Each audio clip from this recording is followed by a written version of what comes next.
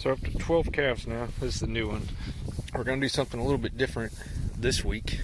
My day job is sending me to Mississippi for a training. And so I'm going to be gone for a week. I have a buddy from work. He's going to help me out, come out and check on them for me throughout the week. And then I'm going to put out a week's worth of hay all at once. Right here. This one looks like she's got pink eye.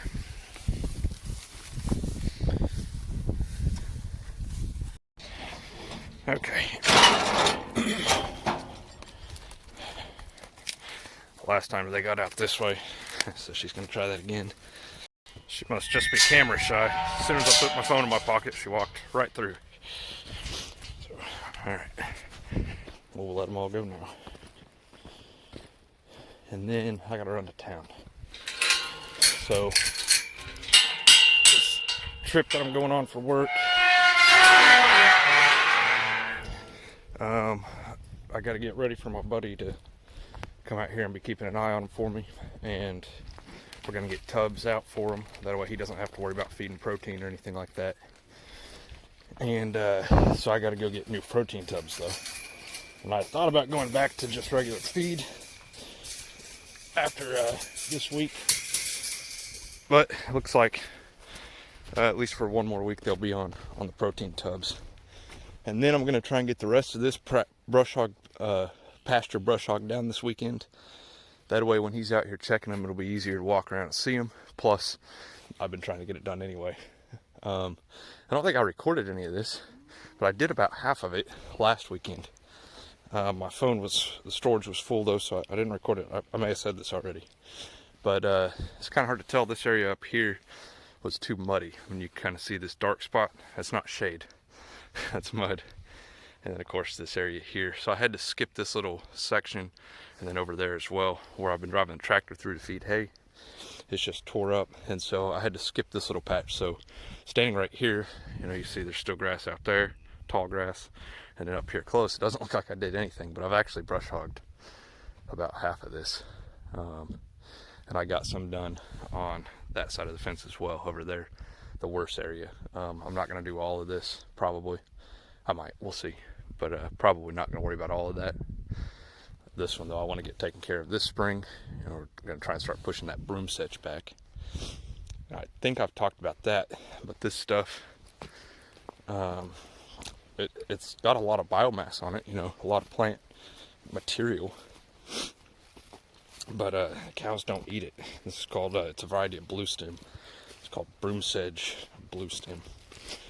And cows just don't eat it. It's this stuff. So it looks like, it looks like it would be perfectly fine. There's a ton of it. It grows like crazy. But they don't like it. So the plan is to knock it down with a brush hog. And then the cows will eat this whenever it first starts to grow, whenever it's brand new. It'll have a lot of like sugars in it and stuff, and they'll eat it. It'll be palatable to them. So, and it should come up before the Bermuda grass. Once I think for what I read, once the average daily temperature gets to about 55 or 60, that broom sedge should start growing again. The Bermuda will wait until it's 65 or 70 daily average temperature before it really takes off. So the plan is we're going to graze this all the way through spring, and that way once that broom sedge starts to grow, they'll hit it real hard, and then I'll pull them off of that for a few months and let the Bermuda take over. Once it's kind of taken off and gotten established, then I can put the cows back on it. But the idea is that grazing the broom sedge real heavy in the spring, early spring, will stunt it a little bit, and then deferring them from that pasture, putting them somewhere else for a little bit to let the Bermuda really take off, will cause it to overcrowd it and start to thin it out. The broom sedge, that is. So, and then in addition to that, you guys have seen me unroll hay bales. So I've been unrolling all my hay out here where the broom sedge is real thick. And then that hay came off of the pasture off this way. That's just really, really good Bermuda grass. And so it's going to have a lot of good seeds in it and stuff, grass seed from the hay. And so as I'm unrolling those bales out there, what I've actually been doing all winter is actually overseeding this whole pasture with Bermuda and fescue, so off of one of my other pastures. So, and that's another reason for unrolling the hay bales. They eat it a little bit better, a little bit more efficiently, but also you're overseeding big swaths of your pasture. So that's the idea anyway. And then we'll use my feeding method with the hay, and then my grazing patterns. Hopefully we can reduce the amount of broom sedge in this next year. And over here as well. There's some other areas that need work, but this one's kind of a big focus right now just because I've kind of got access to it, and it's something that I think I can fix within a year or two. So anyway, I'm off on a tangent here. The point was, that's the main reason why I'm brush hogging this down, is that I need to cut down all the existing biomass. That way it doesn't have anything to regrow from, and it has to regrow new, and that's what will cause the cows to eat it. So that's why this has to get brush hogged. That's why it's important. So okay, let me get this medicine cleaned up. We'll get protein tubs pulled out of the pasture because they're empty. And oh, I got something else to show you guys.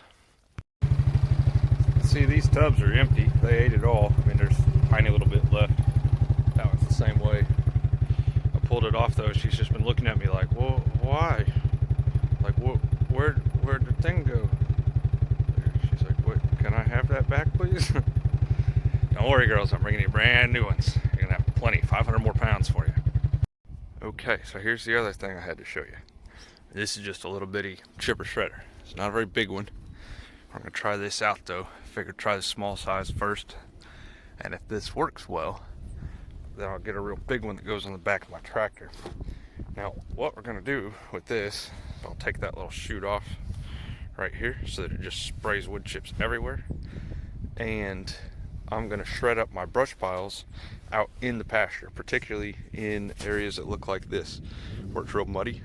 And the idea is that all that mulch that I'm gonna be just spraying everywhere out there is going to break down into the soil. Bermuda grass will have no problem growing up through that and just reclaiming it. And then instead of burning off those brush piles, all of that plant matter will get composted back into the ground and help enrich the soil. And so these areas should, that I use this on, should come back this spring even greener and fuller and thicker than the rest of the pasture. That's the idea anyway. And then the other thing I'm going to do is, you can kind of see out here, yeah, maybe, this dark area. So that's caused, when I was brush hogging the other day, driving through that's a low area, and it was holding water. So one of the other things I want to try to do is, instead of bringing in topsoil, I'm going to try and make topsoil. And so the plan is to use the chipper shredder, and whenever I clean out like fence lines and stuff like this, I'll just shred up as much of that as I can. So obviously this won't handle like that big oak tree over there or something, but you know, all this little stuff, like that little cedar tree and these other little trees, I'll just shred them up on the ground out here and fill in the low spots with those wood chips. And then as they break down and turn into dirt, that will kind of be providing topsoil back here in my low spots, or at least that's the idea. So like I said, if that works well and that's doing what I think it does, you know, helping to basically fertilize the grass and build up my topsoil, then I'll get a real big one that I can put on my tractor and cover bigger areas, and we'll basically just wood chip the entire property here, just a little bit at a time. You know, you don't want to put too much that kills the grass, you know, from shading it out or anything like that. But Bermuda though won't have any problems with that. So that's the plan. So I got to get this unloaded. I meant to unload it, well, I bought it 2 days ago. It was dark though when I got back, so I decided to just let it sit in the truck. And then the next day I went to go get the tractor to unload it, and I was putting hay out, and then I found that sick calf. I was working on that till after dark, so I was like, well, okay, so it's still back here, so I got to figure out how to get this thing out of the truck. Alright, so I just got back from town, got protein tubs, and I noticed this. I already kind of pulled on a little bit, but the cows have basically knocked my fence down right here. What's going on is they're trying to get to this green grass right here. This, I'm not quite sure what this is. The lady down the street told me what I think it is, and it's just a real short little cold weather grass that they had planted out here for weaning calves in the spring. So what's going on is they had like summer or fall calves, and they'd be weaning them this time of year. And so they would plant this stuff that's real short, but it's really nutrient dense cold weather grass. And I've got a lot of that volunteering. I've got like some other stuff like that's fescue and stuff like that that comes up. But the cows over here, you can see where their feet from them tearing it up. They lean over the fence and try to get to all this green grass on this side. And they've kind of messed my fence up here. So we'll get that fixed real quick, and then we'll go put the protein tubs out, and then hook up the brush hog, I think, and start working on brush hogging some more. So let me get this fixed. This one seems to be the culprit of tearing my fence up. She's been coming over here trying to poke her head through it. She can't now, though, that I fixed it. Let's see if she'll do it again. Now she knows I'm watching her now. She's going to walk away. Good. Can't get through anymore. Okay, so just the other day I was talking about how I was needing to get this broom sedge blue stem cut down before it started regrowing. As you can see, it's already starting to come up, which is early, but we've had all this warm weather, and so it thinks it's already spring even though it's still February. And I mean, it's almost spring, but that stuff's already starting to grow. So I kind of got this cut down just in the nick of time.